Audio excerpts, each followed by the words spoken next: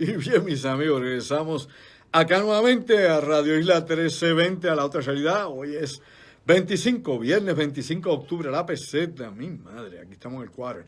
Del año 2019, se está acabando el año, mi amigo, lo que queda es escasamente 2 meses y algo, se va la cosa rápido, aquí los años pasan a la velocidad de la luz, así que cada tiempo no perdona, como hemos dicho.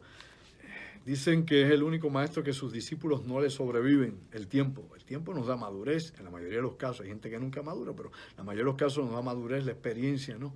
de la vida, y que pues nos ayuda. Hay que mantenerse saludable lo más que se pueda el tiempo que existamos aquí en esta unidad biológica que llamamos cuerpo. Bueno, hablamos un momentito del agua en los Estados Unidos, brevemente, pero también hay que hablar del agua en Puerto Rico, ¿no? Aquí, por ejemplo, en Puerto Rico, se ha hecho un sinnúmero de estudios sobre, por ejemplo, el Cuerpo de Ingenieros de los Estados Unidos, el US Geological Survey que mencioné hace un rato, calidad ambiental, la EPA, recursos naturales, inclusive el Departamento de Salud. Toda esta gente se supone que estén dentro del monitoreo de la calidad de agua en Puerto Rico, y obviamente acueducto y alcantarillado se supone que es quien suple el agua, quien la trata, quien obviamente usa el cloro, quien supuestamente purifica, bueno, no se puede decir purificar, pero por lo menos prepara el agua para que ésta sea para consumo humano, agua potable. Ahora, lo que voy con esto es importante y quiero señalar lo siguiente.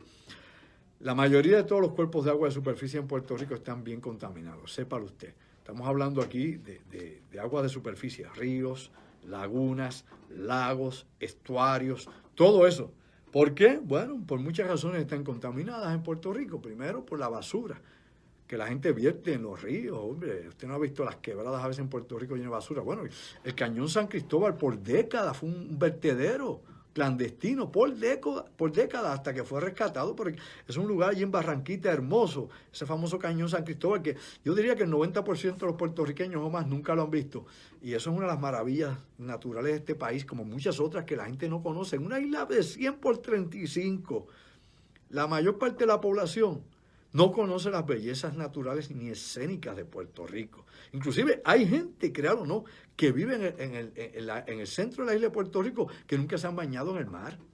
¿Sabía usted? Inclusive yo conocí gente que nunca había visto el mar cuando yo era joven, cuando estudiaba en la universidad y tuve que hacer una serie de trabajos monte adentro, de etnográficos, cuando era estudiante de antropología, y había gente que nunca habían visto la playa. Desde la montaña arriba veían el azul allá, pero nunca habían ido a la orilla del mar. O sea, cosas increíbles que uno se pregunta cómo es posible en una isla de 100 por 35, pero así pasa. Hay muchas maneras de aislarnos, hay muchas maneras de que la gente no se motive, o de que el estilo de vida o las situaciones, ¿verdad?, existenciales que cada cual tenga, o sus limitaciones, pues no le permita. Pero obviamente no podemos permitir, no podemos tal vez ignorar que mucha gente, la gran parte de los puertorriqueños no conozcan el recurso natural que es Puerto Rico. Y me explico. Hay quien dice, no, que no sepan de esto, que no lo vengan a contaminar. No, ese es el problema. Como no hemos educado a la población para preservar el medio ambiente, para preservar sus lugares históricos, por un lado, los que son históricos, ¿no? Los que hemos hecho por siglos, donde han vivido seres humanos y han hecho la historia de este país. Los lugares que son ecológicamente protegidos porque son únicos. En Puerto Rico hay lugares que no existen en otra parte del planeta, ¿lo sabía usted? Por ejemplo, el yunque, el ecosistema de yunque, no lo hay ni en el Amazonas, no lo hay en ningún, es el único bosque pluvial dentro del sistema de bosques nacionales de los Estados Unidos, ¿ok?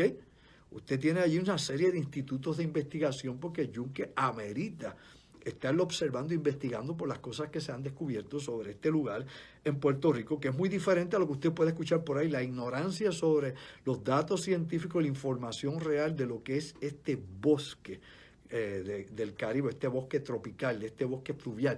Es increíble, o sea, hay cosas que de verdad, cuando uno habla con los expertos, ¿no?, pues uno se da cuenta que, por ejemplo, el Instituto de Astronomía Tropical, ellos te explican ahí un sinnúmero de cosas que, primero, el componente, cuántos bosques hay en el yunque, que no hay un bosque, usted tiene variedad de bosques dentro del yunque según usted va subiendo, según usted va desde las partes, digamos nosotros, de la falda de la montaña, que usted va desde la planicie hasta la punta del yunque, todo eso se divide en diferentes subgrupos, diferentes bosques y ecosistemas. Es una cosa increíble. Y ese ecosistema, he explicado yo aquí hasta la saciedad, está conectado hasta el mangle en la orilla del mar. O sea, aquí una cosa y otra están enlazadas. Es una cadena de eventos naturales. Pero, como no conocemos, no nos educan en la escuela, de las muchas cosas que no nos dan aquí ni siquiera en la escuela primaria, en la escuela elemental, no te enseñan a amar la naturaleza, a entender lo importante que es cómo el ser humano es parte de esa máquina natural, ¿no? Es parte de todo ese sistema. Pero no, nos vemos ajenos a ellos, vemos, qué sé yo, un palo como un estorbo, qué sé yo, un arbusto como que es feo, un animal que, bueno, que no me gusta la apariencia del animal, es un insecto, lo aplastamos, etcétera. O sea, no entendemos cuál es el juego de la naturaleza, no entendemos cuál es nuestro papel, nuestro rol dentro de este planeta, ¿no? Dentro de esta ecología en que estamos. Pero bueno, para no irme por ahí, no ponerme técnico tal vez en el asunto y ir a un análisis donde podamos pues manejar la situación para todos. Lo importante aquí es que el agua, por ejemplo, una vez, oiga bien, y esto es un estudio que es importante que usted sepa, debido a la cantidad, por ejemplo, de pozos sépticos, oiga, le llaman en el campo pozo muro, pozos sépticos, por la gran cantidad, por ejemplo, de descargas de aguas que salen, por ejemplo, de fregaderos, de gente que ha puesto, ha improvisado tuberías y las tira a la quebrada, por ahí baja el detergente, los medicamentos expirados, no únicamente las aguas negras, las aguas que estén contaminadas, no, todas las con heces fecales y ese tipo de cosas, no, químicos de todas clases, detergente, etcétera, todo eso baja. En muchos lugares donde no hay alcantarillado se tira a los ríos, a los cuerpos de agua o a la tierra misma y la correntía lo lleva hacia la quebrada, hacia el río. Pues como eso ha pasado, hombre, por décadas y décadas y décadas y décadas en Puerto Rico, y a eso usted le añade, por ejemplo, la actividad agrícola en Puerto Rico, plaguicidas, abonos, etcétera. Todo eso se ha ido donde todo eso va moviéndose, óigame, con la erosión, con la correntía, con la lluvia, con todo eso hacia los cuerpos de agua en Puerto Rico. Ahí se quedan. Entonces usted tiene ahí desde metales pesados, tiene ahí medicamentos expirados, químicos, de todo tipo de cosas ahí. Aparte, obviamente, de la contaminación orgánica que pueda haber. Animales que se mueren, vacas que llegan, caballos que llegan, todo eso se compone ahí. Y uno que otro muertito que tiran de cuando en vez, de vez en cuando. Todo eso lo tiene usted ahí. ¿Qué pasa? Cuando hace un estudio, ¿no?, longitudinal sobre todos los cuerpos de agua en Puerto Rico, se da cuenta que todos tienen un alto nivel de contaminación. No, que si lo que tienen es esto, ¿no? Que si lo que tienen, siempre le dan una medida, obviamente, de patógenos, que es casi siempre lo que buscan, pero no le dicen a usted cuánta es la concentración de minerales o de metales pesados. Nunca le dicen a usted qué tipo de químicos hay ahí en el agua. ¿Usted ha oído eso en el reporte? No, porque inclusive lo que hace Acueducto es meterle más químicos al agua, o no es así. Importante aquí decir lo siguiente: mientras esa es la realidad nuestra con los cuerpos de superficie de agua, y sepa usted también que una de las cosas que se recomiendan, que si usted se va a bañar a un río donde puedan haber, por ejemplo, qué sé yo, parcelas, barriadas, fincas, por ejemplo, agrícolas, fincas avícolas, donde hay gallinas y todo, que usted sabe lo que pasa con todo eso, ¿verdad? Que puedan haber, qué sé yo, también cuevas, donde esté el guano, etcétera. Hay muchas cosas. Esto no es tirarme al agua, olvide y vive. No. Usted tiene que saber en qué río se baña. Pues una de las cosas que se aconseja es que usted no se bañe a un río que esté por abajo de los 600 pies, óigame, de altitud. ¿Me explico? Si no hay áreas que estén pobladas en el lugar, el agua sigue siendo buena hasta los 600 pies. Me explico. Desde abajo hacia arriba, esos primeros 600 pies no debe ser el agua que usted debe utilizarse para bañarse y menos para beber. ¿Por qué? Porque si hay población, si hay parcelas cerca, si hay descargas de agua usadas, pues definitivamente esa agua está contaminada, elemental. Y recuerde usted que hubo una época en Puerto Rico donde se hablaba de la bilharcia. Todos los ríos, decía, ¿y qué decían? Todos los ríos de Puerto Rico tienen bilharcia, ¿no? Se llama chistosomasis, esa enfermedad, ¿no? De Schistosoma manzoni, que era el caracol, ¿no? Donde obviamente este parásito, porque lo que es la bilharcia es un parásito, pues se metía, se refugiaba. El vestor era precisamente ese caracol, Schistosoma manzoni, ¿ok? Y la chistosomasis era obviamente la enfermedad que surgía, que le llamaban bilharcia acá. ¿Desde cuándo usted no oye hablar de la bilharcia? Yo de verdad que yo no conozco un caso de bilharcia hace muchos años, por lo menos no he visto un nuevo reporte del Departamento de Salud, ni he visto más letreros como cuando yo era joven, que metían los ríos, que habían letreros de recursos naturales que decía, peligro, bilharcia en el río. Búsqueme dónde están, porque la realidad es que yo hace muchos años, y mire que yo camino el monte, mire que yo he visto aquí ríos, mire que yo conozco gente que les encanta explorar. Yo de verdad que hace mucho tiempo que no oigo un reporte de bilharcia. ¿Y por qué? Desapareció el caracol, murió el parásito. Sepa usted que este parásito viene de África y vino con los bozales africanos. Me explico. Bozales africanos eran los esclavos que venían de África, que ya venían infectados con esto y defecaban en los ríos. Y esa es, por ejemplo, la explicación que dieron histórica, ¿no?, los epidemiólogos de cómo fue que llegó la bilharcia a Puerto Rico. Pero usted no encuentra bilharcia en Cuba. ni en República Dominicana. Y no me diga ya no fueron bozales africanos. Había más que aquí o no lo sabía. Había más esclavos africanos en Cuba y en República Dominicana, en la española, que las que había aquí. Pregunten a Haití a ver si no es así, que los que habían aquí, obviamente, en Puerto Rico. Pero entonces la violencia la tenemos en Centroamérica y en Puerto Rico. Busca la información, vamos a descubrir el mundo más allá de lo aparente. Entonces, pues, decían que eran eso, que estaban en los ríos, se lavaban ahí y contaminaron los ríos. Pero entonces teníamos el caracol, que era obviamente el vestor. Esa era obviamente la clave en todo esto. La pregunta es, ¿qué ocurrió? ¿Cuándo vino esa gran fumigación o eliminación de caracoles que yo no he leído en ningún reporte científico en Puerto Rico? ¿O es que el agua se ha contaminado a tal nivel que ya ni el caracol y la violencia sobreviven en los ríos de Puerto Rico? Pregúntese usted el por qué, del por qué. Exijamos una pregunta, ¿no?, a los especialistas en la materia, a los que saben de esto, y que nos expliquen cuál ha sido el proceso histórico y por qué ya no hay registro de violencia cuando la gente todavía se baña en los ríos de Puerto Rico, cuando la gente todavía se gálgaras con el agua de Puerto Rico. A cuánto chojo de agua va, la gente se tira, desde el hippie para abajo, chojo Doña Juana, lo que usted quiera.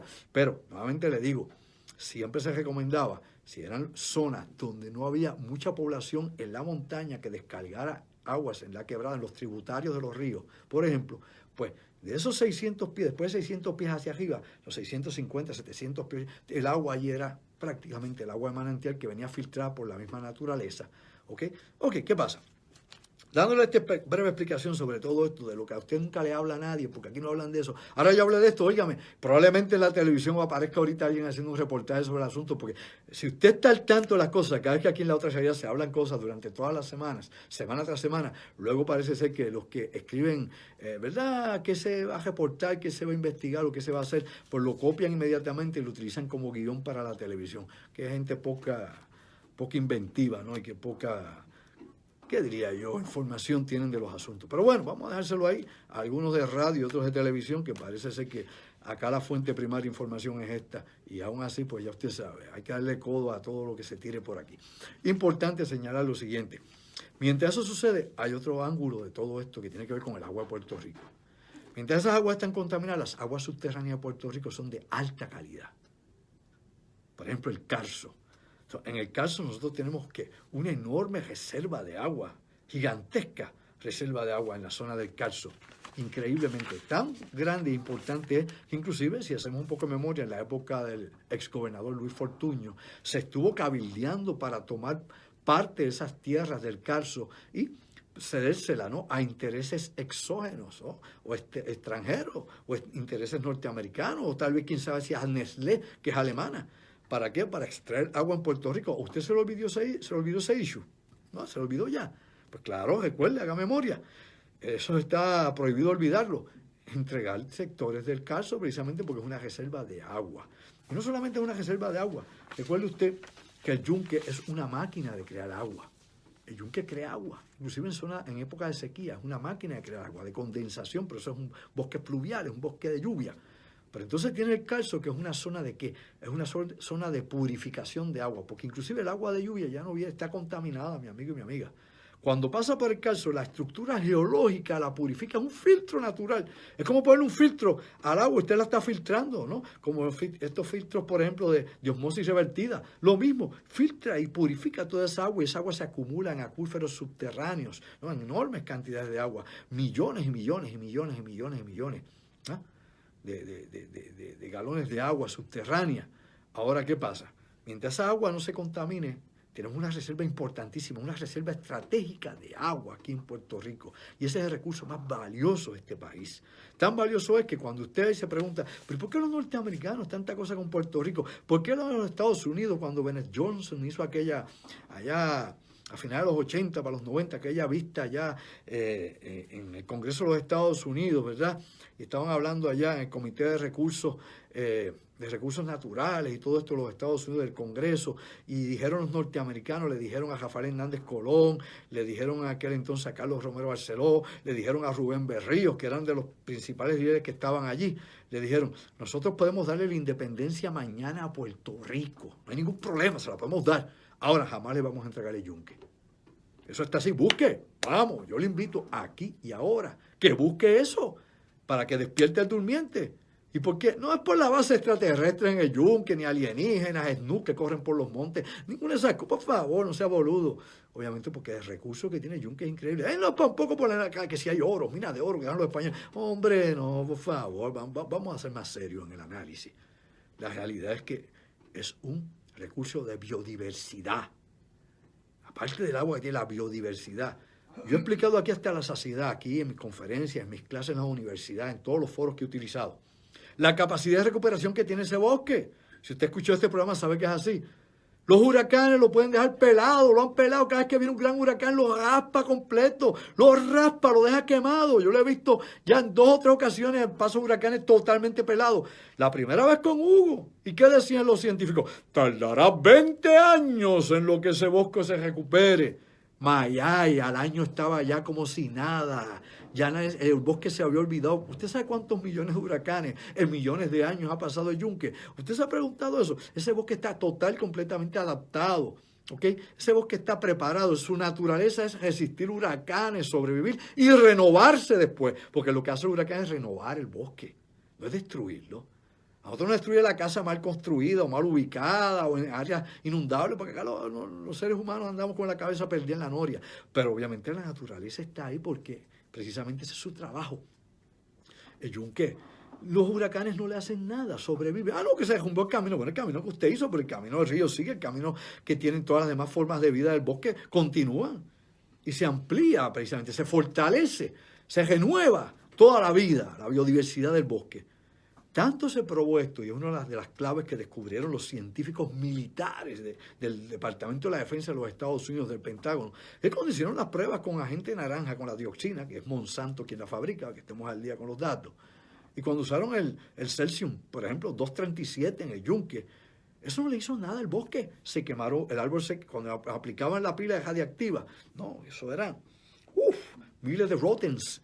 Obviamente las cargas mataban a un ser humano prácticamente, meramente exponerlo un momentito ante la carga de esa barra radiactiva. Pues quemaban un lado del árbol y el otro lado se quedaba verde. Y ya. Y después cuando quitaron el proyecto y vinieron años después, ya no había señales. Hoy en día, si usted busca dónde se hacían las pruebas de radiación, que yo he ido allí personalmente, y usted no encuentra nada, el bosque se devoró aquello. La radiación no le hizo un pepino angolo a yunque, nada. Que le diga que no, nada. El bosque lo asimiló. Y luego la gente naranja, pues, ¿qué me explicaba, por ejemplo, el director de la astronomía tropical? ¿Qué me explicaba Ariel Lugo? Pues el doctor Ariel Lugo, que es una de las mentes más brillantes de Puerto Rico, me decía, aquí tirábamos, sí, se tiraba la gente naranja, allá estaba el doctor Wadsworth, Pancho, que era el que estaba a cargo de la operación civil dentro de estos experimentos. Todavía Wadsworth vive, de 90 y pico de años, una mente brillante, porque yo personalmente conozco a ambos y he compartido con ambos y he tenido la oportunidad de entrevistarlos y de compartir información. Pues mire, se asperjaba la gente naranja y se asperjaba inclusive por todo el río Espíritu Santo, hasta por la carretera. Por eso yo he explicado que hay una nota histórica que usted puede verificar para que se dé cuenta que aquí no respetaban ni a la gente ni al medio ambiente. Cuando la esposa de Lyndon B. Johnson, Lady Bird Johnson, tuvo que escribir una carta abogando por Puerto Rico, abogando por esa región, por la contaminación y por el mal manejo de la gente naranja, que tiene ese nombre, que se llama dioxina. La gente naranja se llama así porque el barril en que venía era color naranja. En Vietnam se usó agente azul, agente verde, agente amarillo, agente naranja, y eran diferentes químicos que se asperjaban, se utilizaban para diferentes operaciones. Algunas obviamente era para acabar con la maleza, como el agente naranja, pero que crean cáncer, y venían que en diferentes recipientes, diferentes barriles con diferentes colores. De ahí viene el nombre agente naranja. No es que el líquido es naranja. Vea usted cómo a la gente no le dicen nada, la gente pues, se queda ahí en el vacío de información. Pues bien, lo importante aquí, amigos de la otra realidad, es que se caían unas cuantas hojas, me contaba el doctor Ariel Lugo, y después volví y brotaban de nuevo. En cambio, le echaban en Vietnam y la gente naranja, la dioxina, acababa con la foresta en Vietnam. Pero la de yunque y la del verde, nada que ver. ¿Qué pasa? Se empezaron a dar cuenta con el tiempo que ese bosque tiene una super resistencia, que tiene capacidad de adaptación, que este bosque es diferente a lo que ellos conocen y a lo que los puertorriqueños que no saben nada del bosque, que está en su propia tierra. Y yo obviamente por muchísimos años me he dedicado a buscar información. Inclusive muchos de mis estudiantes hacían trabajos de investigación en el yunque. De hecho, cogían algunas clases, por ejemplo, de antropología como electivas, y estos estudiantes que cogían electivas, pues estaban en ciencias naturales, estaban haciendo investigaciones en el área de Yunque, y hablaban conmigo y me contaban cosas interesantísimas del bosque, de su experiencia allí, de la experiencia de los científicos que estaban trabajando allí. Inclusive me decían, mire, ese bosque es inteligente, así mismo. Y digo, sí. Hay científicos aquí que ven este sistema, ecosistema, como un sistema que logra ser que tiene memoria. ¿Okay? Hay organismos que tienen memoria propia y que aprenden. O sea, hay formas de vida, por ejemplo, hay de líquen y otras más que reaccionan y aprenden de alguna forma. O sea, cosas desconocidas para la ciencia como usted le entiende en la actualidad. Y no tiene que ver nada con lo paranormal ni el más allá. La naturaleza nos sorprende. ¿Okay? La realidad a veces es más fantástica que la ficción, o sea, que sobrepasa lo que pensamos. Uno de los datos interesantes sobre esta situación, por ejemplo, que ellos me hablaban, me decían, mire, profesor, aquí hay científicos que están trabajando ahí, inclusive botánicos, que cuando cogen una muestra del bosque le piden permiso. Le piden permiso al bosque. Y digo, ¿cómo es? Yo había oído ese tipo de cosas entre esoteristas que hablan de los elementales, los espíritus de la naturaleza, los nativos americanos y otros aborígenes que sí, que hablan de este tipo de relación mística, ¿no? Parafísica, metafísica. Pero verlo de un científico que lo que trabaja es con datos, números, con pruebas, con evidencia, pues es algo como inusual. Pues decía, sí, no, tomaban y le pedían permiso al bosque. Si no lo hacían, la muestra se moría. Nunca funcionaba en el laboratorio. Y esto que yo les cuento es de la vida real. Así que obviamente el bosque es de los misterios, pero no es porque hayan seres que se estén llevando a los niños y robándose y comiéndose crudos y sin sal. Es porque definitivamente el interés científico que hay por él, el interés por la cantidad de información que hay, no solamente con manejos de bosque y todo lo que se pueda traer sobre la investigación particular, sino otros hallazgos aún más profundos. Y de lo que se supone usted no deba saber. Y yo aquí se lo explico y yo lo invito a que verifique información, vaya a los lugares, conozca a la gente que sí sabe sobre el asunto y se entere. Pues bien, antes de la pausa nuevamente le vuelvo a señalar, el Carso nuevamente es nuestra mayor reserva de agua natural, agua de alta calidad. Inclusive, recuerde dónde que está en la mayor cantidad, por ejemplo, de las farmacéuticas de Puerto Rico, están al norte. Tiene algunas en Guayama, otras por allá, por Las Piedras y Humacao, y que muchas de ellas ya cerraron. Pero la mayoría de las más importantes están ¿dónde? En esa zona. Allá al ladito del Carso, en la zona esa cerquita de Manatí, en esa zona por ahí, cerquita del pueblo de Florida, en toda esa región por ahí. ¿Por qué? Porque ahí el agua es de alta calidad. ¿Usted cree que las farmacéuticas usan agua de acueducto alcantarillado? ¿Quién le dijo eso a usted? Claro que no, lo usan de pozos. De hecho, mis tíos le hicieron los pozos hace muchos años, hace décadas y décadas atrás. Y el agua sale a una presión increíble, como un geyser de eso hacia arriba. Casi no hay ni que bombearle, el agua sale como el petróleo allí, con gran presión hacia arriba. Pues sí, agua de alta calidad. ¿Qué usted creía que hacía la Marina de Guerra de los Estados Unidos allí en Rupert Road? ¿Usted cree que sacaba el agua de acueducto alcantarillado? Por la mora de boludo, no. La sacaba de Río Blanco, Piedras Blancas, de ahí lo sacaba. De ahí sacaba todo el agua y jamás lo pagó. Usted se lo olvidó eso también. Tenemos que darnos cuenta que se busca pureza y calidad de agua. Esas industrias, como las fuerzas navales, usaban el agua de mayor calidad. Ahora, el agua tratada y sospechosa de tener carcinógeno y toda esa cuestión, esa es la que usted se bebe. Despierta, durmiente, y el tiempo se nos va. Vamos a una breve pausa y regresamos nuevamente acá al tercer segmento, en un momento, de la otra realidad, llamadas en las señales de rigor. Vamos a hablar de otros asuntos, vamos a hablar de lo que pasa en el mundo, el impacto global.